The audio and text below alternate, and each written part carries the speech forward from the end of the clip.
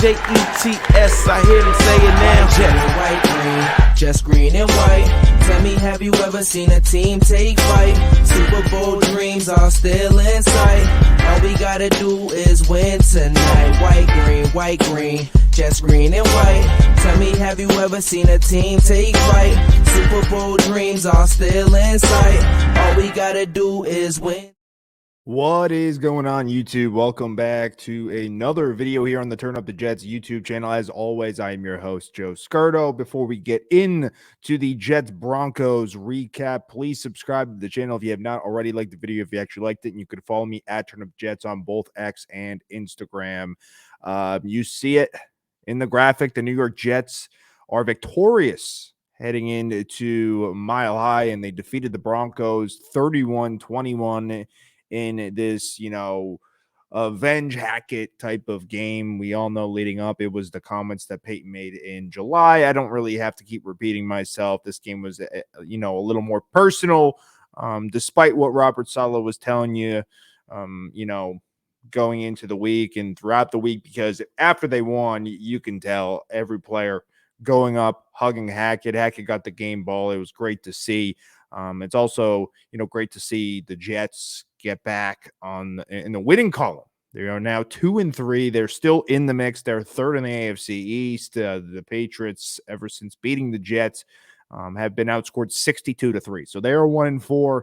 They should remain in the bottom of the AFC East, as long as the Jets, can just play good complementary football, really good defense, get the running game involved, lean on Zach when you need to, and the special teams has been great, except for little hiccups. But we'll talk about the game and how the Jets defeated the Broncos. But, at what cost again, dude? Like, this is the second time of the year, the second time. The Jets have won 2 games, and they now have officially lost one of their superstars from a ruptured Achilles in each of those games. Alijah Vera-Tucker is done for the season, as he has officially ruptured his Achilles. According to sources, even though we were kind of falsely given hope early on in the day, thinking that the MRI was just going to show more so of a calf injury, the Jets were more optimistic for AVT than they were for Rodgers. Basically, Saleh knew Rodgers was done right after that Bills game. They did express their concerns for AVT, but it wasn't like he ruptured his Achilles. He is done. But Alijah Vera-Tucker is done for the year, a massive blow for the New York Jets, and you just got to feel bad for the player here. This is his second consecutive year having a season-ending injury in this stadium against the Denver Broncos. They have won both of these, but at what cost? AVT goes down for the year in both. It's going to raise a lot of question marks in regards to the Jets' offensive line. How does Robert Saleh go about this? It's going to be fascinating, especially with Dwayne Brown coming back. But this is just a gut punch again, man. 2 wins equals 2 ruptured Achilles from 2 superstars in Aaron Rodgers and Alijah Vera-Tucker. So it's really tough for the Jets, and they're going to have a lot of decision making in terms, like I said, with the offensive line. But you just feel for the player, you really do, and you just hope for a speedy recovery and just a huge revenge tour for this kid who has just had a miserable last 2 years. He has showed tons of signs of stardom. I mean, we were thinking he was a guard. He was drafted as a guard, but he also played tackle in his last year or couple of years in USC. He played both, and it looked like he was going to be a really, really good right tackle. And I'm talking about all pro caliber. We were talking about this last year. It's the same thing. He was clearly the best out of the 5 offensive linemen that the New York Jets have. So, it's going to be tough to see what they do. For me, with the Jets offensive line, I think, Max Mitchell will be the first guy to get his crack at the lineup at the right tackle position, just mainly because he's the one they threw in right away. And then they brought Billy Turner in when Mekhi Becton went down. But thankfully, thank the Lord, Mekhi was able to go back into the game. I think it was just, a little nick. It wasn't anything too serious. I haven't heard anything further in regards to Mekhi Becton and how he's feeling, but he was able to enter and finish the game. I know Tippmann went down, but Tippmann was good as well. So I'm thinking it's Becton and Lakin in the left, McGovern in the middle at center, and then you got Tippmann and Max Mitchell, two young guys on the right side. When Dwayne Brown comes back, now what do you do? Do you move Mekhi Becton back to right tackle? I say no. I know that Dwayne Brown has never been or never played right tackle in the NFL. But listen, man, this is an aging Dwayne Brown. He was performing at a very low level. Like he was really, really bad in the first couple games that he played. And no, I'm not talking about the play that, A-Rod got hurt. It's so unfair and pretty disgusting that people would even blame him for the injury. I'm saying just more so look at the statistics, look at the grades. He had, I think, one of the worst grades in week 2 out of any player, or really out of any offensive line. And then he goes in the IR for 4 weeks. When he comes back, I don't think he automatically earns that left tackle. I know it's the seniority type of thing, but Mekhi Becton has played well. And, the line has already changed so much, and it's going to change again now with AVT down. Why do you have to keep flip-flopping? I don't think it's fair to Becton, who's performing on a pretty solid level. So it will be interesting. I wouldn't be surprised if they do move Becton back to the right side. But if it was up to me, I think you just say, hey, Dwayne, you're aging, man. You're banged up. This is really your only spot, right tackle or bust here. But it also depends. If Max Mitchell comes in and balls out, what do you do? But it's not good. It's just not to sugarcoat anything. This is not good. It's a huge blow for the Jets. I cannot believe this is the second straight year. Like we talked about Brees's, revenge game, and I will get into his unbelievable performance because, of course, him and AVT last season go down with season-ending injuries in a game that they win and they go 5-2, but then they win 2 games for the rest of the year. Like it was just a win, but it was like, come on, we just lost probably our 2 best offensive players as they did. And then this year was more so, okay, AVT, Brees Hall getting their revenge back at this stadium. Brees goes off and AVT suffers another season-ending injury. Like, I cannot believe it, dude. I really can't. It sucks. It sucks for the player. More importantly, it sucks so bad for AVT. You just feel so bad for him as a human, for him as a professional athlete. And then, of course, it sucks for the Jets as a team. It sucks for the fans who love him very much and love to root for him because he's a extremely good player. But, as Salah says, injuries happen and they got to move forward. And we'll see what Max Mitchell does. It's not a good game to lose your best offensive lineman as you're heading into perhaps one of the best front 7, if not the best in the league with the Philadelphia Eagles, who have such a good defense. And this is going to be such a difficult task for this offensive line unit against this defense. So we'll obviously talk more about that in the preview of the Eagles. We're not going to talk much about the Eagles today. Yes, the Jets will be hosting them next week. Yes, they are 5-0, and no, the Jets have never beaten the Eagles. And so this is just going to add on to how difficult this game on week 6 is going to be. But let's talk about some of the good. The Jets are 2-3 now. They do end their 3-game losing streak. After winning, of course, opening night, they dropped 3 in a row. We had a lot of question marks, but the New York Jets do get back in the winning column, 31-21, and they make the Broncos drop to 1-4. Russell Wilson 5-15 as the Denver Broncos starting quarterback. A lot of emotion for Sean Payton. Jets fans love to see it, but let's just break it down. I'm going to go stats all the way down. I'll talk about the offense. I'll talk about the defense. We'll talk about the game, kind of just wing it like I usually do. But let's look into the team statistics starting out. So pretty even. First downs, they each had exactly 18 first downs. Third down efficiency, the Jets were 3 for 12. Broncos were 4 for 10. I think Zach Wilson had a few huge completions really down the stretch in third down. So that was encouraging. It wasn't quite as good as it was last week. But like I said, before, they really struggled throughout, especially with Zach Wilson on third down. So it's nice to at least see them have some clutch throws. The one to Garrett Wilson down the stretch, the one, of course, to Tyler Conklin down the stretch. They had a few good ones and a few nice throws by Zach Wilson. They did compile up 407 offensive yards. They almost eclipsed 400 last week. They do get 400 this week. So the offense is clearly improving comparing to the 308 that the Broncos gained. They each had about the ball, very similar. The Jets had 11 drives. The Broncos had 12 drives. The Jets averaged 6.6 yards a play. The Broncos 5.4. The Jets had 173 passing. The Broncos had 169 passing. The Jets had 234 yards on the ground. The Broncos had 139. But the thing was for the Jets were 0 for 5 in the red zone. They have to clean that up. They were very thankful that Greg Zuerlein was on his game. That missed field goal sucked last week against the Chiefs. He comes back, goes a perfect 5 for 5, shows why he is Greg the Leg. 9 penalties for 71 yards. You got to have more discipline as a team. You could argue some of those calls, once again, were bullshit, but it is what it is. The flags were called and the penalties were made. The Broncos, 4 penalties for 31 yards. And then time of possession, the Jets had the ball for 34 minutes and 36 seconds. The Broncos, 25 minutes and 24 seconds. We'll go to the quarterback, Zach Wilson, 19 for 26, 199 yards and an interception. The interception down the stretch of the game. It was 24-21.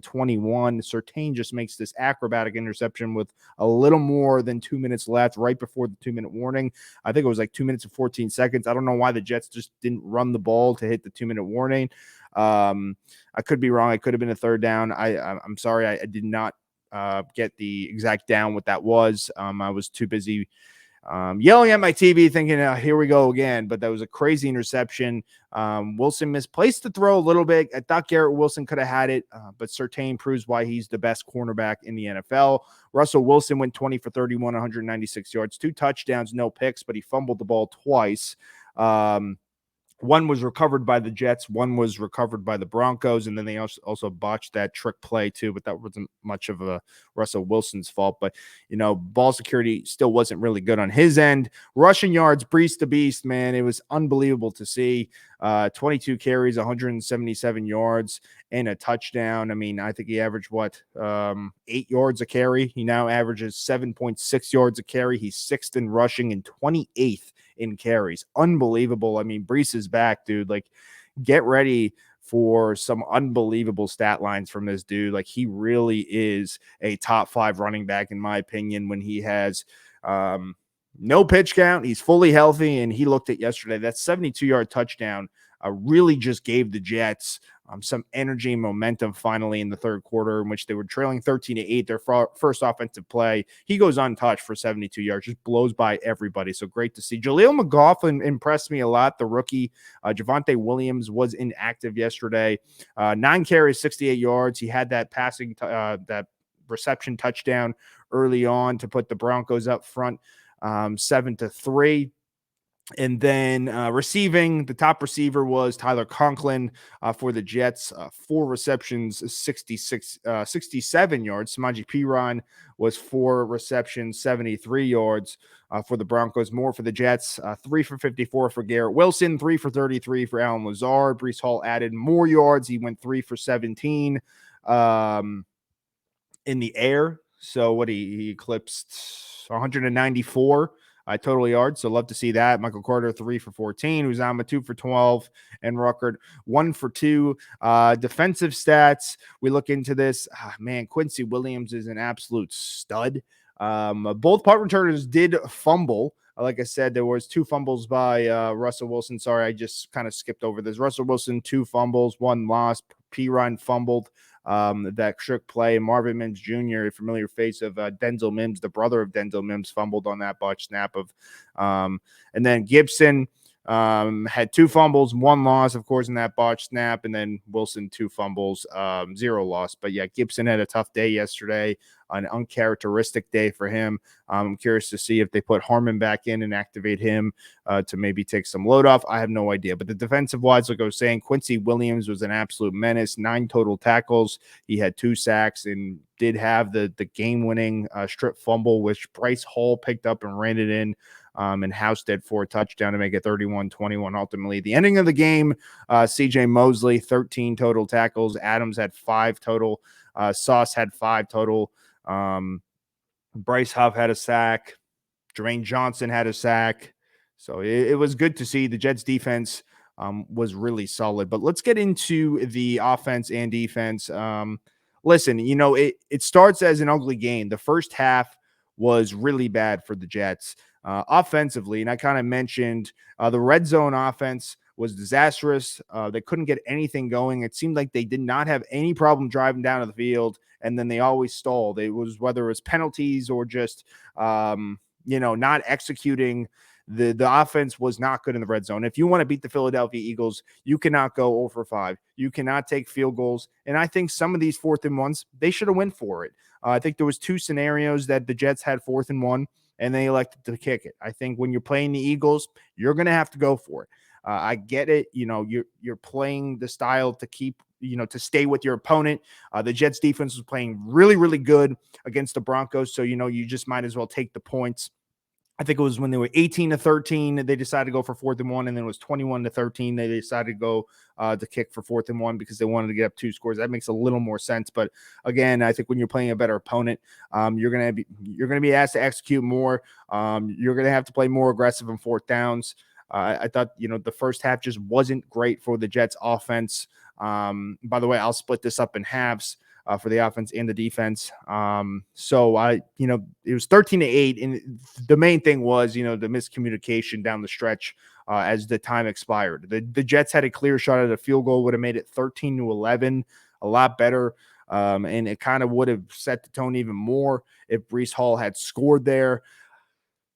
I don't know what happened. I don't know. Wilson threw a beautiful ball to Allen Lazard with 15 seconds left. It stopped. The clock stopped because he went out of bounds, dragged his feet. It was an unbelievable catch. And then he throws it to Uzomah. It's just like this is rule 1. If you don't have a guy in the end zone, you have no timeouts. You either throw it out of bounds, throw in the end zone. Yeah, you throw it out of bounds, or you throw it in the end zone. You never just throw it into no man's land. And that's exactly where Uzomah was. Yes, he was super open, but he wasn't going to break a tackle for a touchdown. Like if it was Garrett Wilson, a guy who could actually make a huge play with his legs, I kind of get it, but still, it's just like rule number 1 here. When you're going down in a 2-minute drive, 2-minute offense, you do not do that. It's pathetic. I was just disgusted how they ended that quarter or that half. It just really put the exclamation point of, how unsuccessful they were, especially in the red zone in the first half. They did clean things up, but the defense did help them out. So the defense was off that first drive. Of course, the Broncos muffed the punt. The Jets get the ball back. They can't punch it in, but they get the field goal 3-0, and the Broncos go right down their throats. Jaleel McLaughlin had that big run, and then that 25-yard touchdown, I believe it was. And then Russell Wilson, he was really beating them with his feet, and I thought it was going to be a long day. He had 44, I believe, rushing yards. The Jets have kind of struggled the last 2 weeks in containing the run against quarterbacks. They got to figure that out. Again, I'll mention this week coming up, they're playing an actual really good running quarterback in Jalen Hurts. Yes, Mahomes and Russell Wilson are guys who are very mobile. They get out of the pocket. They can use their legs, but like Jalen Hurts is an elite runner. So they're going to have to clean that up for the defensive side. You just can't have quarterbacks getting first downs and 3rd and longs. 3rd and 22 for Mahomes. Yesterday was 3rd and 8 for Russell Wilson to extend that drive. There was a few cases that he just killed them with his legs. But other than that, I think the Jets defense was able to clean it up after it. That was just one really bad drive. They couldn't get off the field in 3rd downs. So 13-8 at half. It was an ugly half. Denver didn't play all that great either. They had the best drive of the half, but that was really about it. And their defense, hey, credit to them. Their defense gave up 400 total yards and 31 points.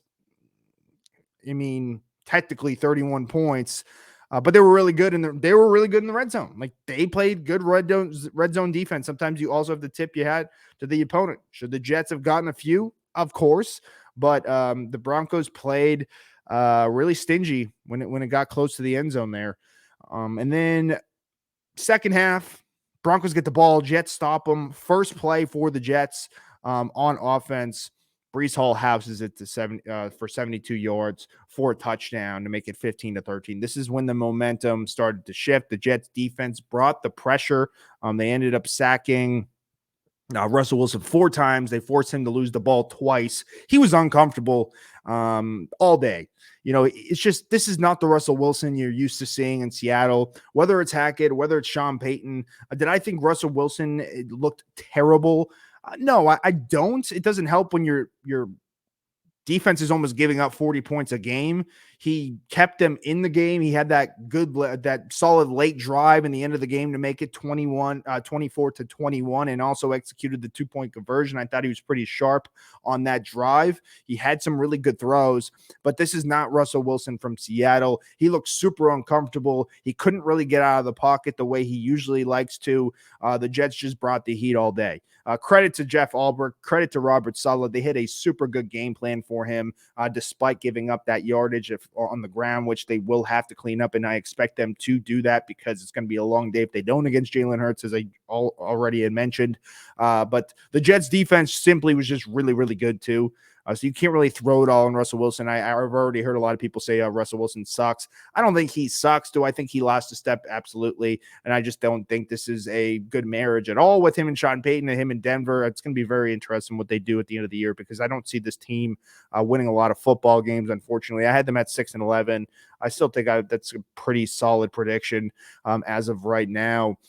You would love to see a guy like Russell Wilson figure it out, but it's not looking that way. And like I said, the Jets were just making him really uncomfortable. They forced the Broncos to make many mistakes with that trick play. When Xavier Gibson muffs the punt in the second half, and then basically right away they try to do this trick play and they fumble it, and Quentin Jefferson jumps on it, and the Jets have the football. So it's like Denver really didn't have a lot going for them except for 2 pretty solid drives in the very beginning of the game and the very end of the game. But for the Jets, the defense, it's just really, really good. It really is. They have a really, really good defense. It seems like sometimes we get carried away. We nitpick the performance and say, the defense didn't do well when the Jets lose because you expect so much. Sometimes you just got to pump the brakes, and you got to have the offensive side to perform as well. I think they played pretty good complimentary wise, despite the muffed punt from Xavier Gibson and that one mistake by Zach Wilson. The Jets offense, they kept him in it, and I think Wilson played well enough. I do think he needs to play better coming up. But the thing is that it fascinated me is the Jets have done a really good job the last 2 weeks making this offense Zach Wilson's offense, and the personnel that fits the offense that fits the personnel that they got out there. So I think Nathaniel Hackett has done a tremendous job and has really proved himself when you look in the Cowboys and the Patriots game versus the Chiefs in this Broncos game. They ran a lot of motions, and they are fantastic running the ball in motion. I think they're averaging, I think it was like 7.5 yards a carry when they go in motion. So that's just playing to the player's strengths who he has out there. And I think that's great coaching. I think he did, the game plan wasn't the same as the Chiefs last week, but it executed. It was more focused on the run, which was great. 177 yards from Breece Hall, as I mentioned. Zach Wilson didn't have this unbelievable day, but he still looked comfortable. He made the throws when he had to. Yes, the 2 mistakes of not clocking it and not really knowing the situation there, and then the interception. But that was an unbelievable throw by Surtain, unbelievable play by Surtain. Of course, yes, 2 mistakes in 2 crucial points of the game. You don't love that, but you could also gain some good. He had some great throws. He was rolling out. He still looks way more comfortable throwing the football, even though he didn't have to a lot. He only completed 7 passes. I mean, he played well enough to win, and that's exactly what the Jets did, and that's what they need him to do. I think they probably go back to a similar scheme of what they did against Kansas City. They have to be more aggressive because you have to know who your opponent is, and I think that's why the Jets have done such a good job. Now they have 2 different situations on film, 2 different scenarios on the offense on film. They can run it down your throats, or if Zach Wilson has to be aggressive first, second down, he shows that he is capable in this kind of newish scheme with motions and having him be comfortable and rolling out to his right and left. So props to Nathaniel Hackett. Yes, I will give it a lot of props to Nathaniel Hackett. I'm happy he got his win. But yeah, that kind of sums up the game. I don't think there's anything else crazy that I missed. I know people are shitting on Sauce that he can't catch and he dropped a pick at the end of the game. Who cares? I mean, like he still was fantastic yesterday. I read some good stats on him. In single coverage, he's very, very good. You could put him in an island. That's just not how Albrecht rolls. But I guess anyone will try to make an excuse to put a guy down like Sauce because he's so damn good. But it was great to see Breece Hall. Obviously, very excited that he is back. He is back. We've had him for the first 4 games, but he's Breece Hall now. And I love how they gave him 22 carries. You got to go back, do it again. I hope Dalvin Cook improves. I think Cook did okay. I think he had some nice runs. It's still nothing too great. I think Zach Wilson had more rushing yards than him. Michael Carter coming in 3rd downs has been pretty decent. So hopefully that running game builds off this performance because they could be a really good running football team. I'm talking like top maybe 5 or 7 just because you have a guy like Breece Hall who could be a top 5 or 7 individual running back in the NFL. But yes, the Jets will go back to MetLife Stadium where they are 1-2 on the year, and they will host the Philadelphia Eagles. That should be a good one. We might have a podcast episode depending on how much news comes from now till, obviously the preview to that Eagles game, which I will be previewing. That video should be coming out either Friday or Saturday. So stay tuned with that. And of course you'll have, the next Monday, that recap, but a big game for the Jets. If the Jets somehow, some way can finally beat the Philadelphia Eagles for the first time in franchise history and go 3-3 in this gauntlet schedule in the first 6 games, which everyone was worrying about with Rodgers being the quarterback, that would be an unbelievable story. It would be an unbelievable story if the Jets could go 3-3 playing the Bills, playing both teams that played in the Super Bowl last year. Playing a divisional rival like the Patriots, playing the Broncos in Mile High. You can say what you want, but that's not an easy place to win in. So that would be very impressive. Of course, the Jets have to do it, and it's a really uphill battle, to do it. So we'll have to see. It's going to be interesting throughout the week. But yeah, as always, appreciate everybody watching. Please subscribe to the channel, like the video if you actually like to. Follow me on X and Instagram at @TrentofJets. All one word. And until next time, see ya. Jets, I hear them say it now. Jets, white, green, just green and white.